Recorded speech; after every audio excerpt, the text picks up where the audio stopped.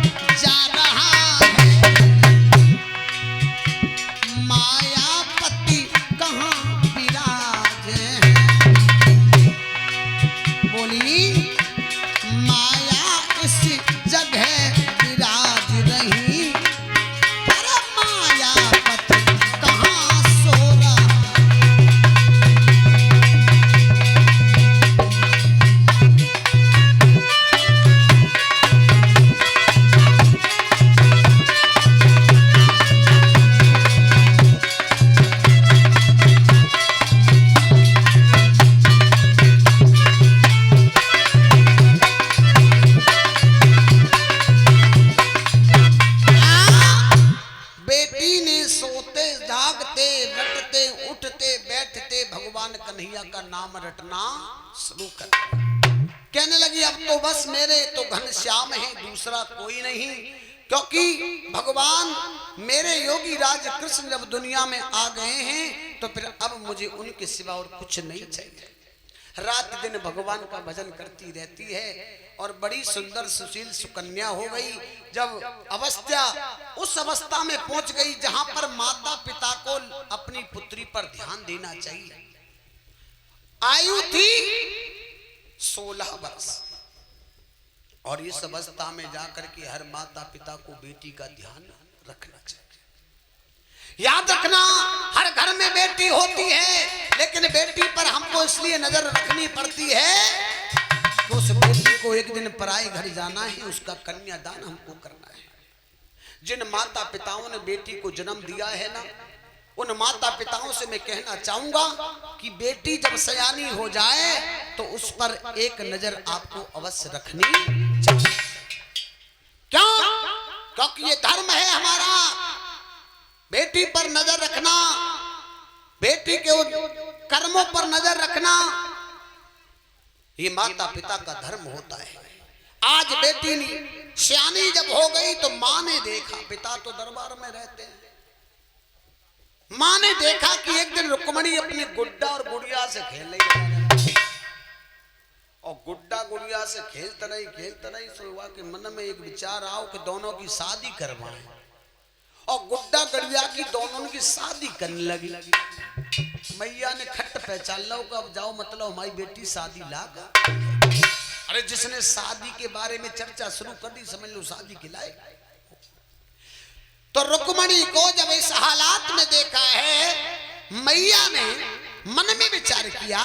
क्या किया विचार?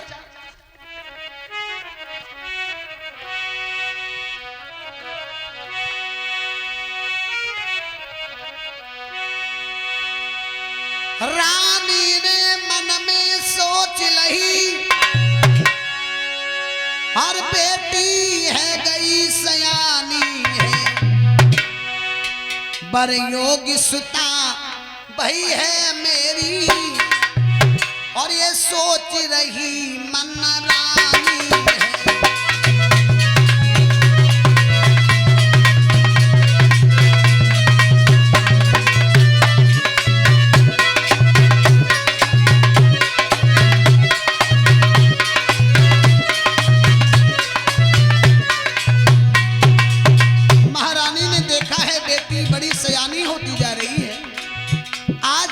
पति को बुलवाती हूँ और बेटी के बारे में पति को सब कुछ समझाऊंगी।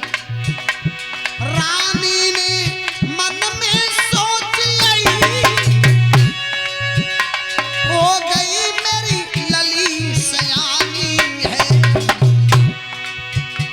बरयोग सुता के दिखवाएगी। अरे सोच रही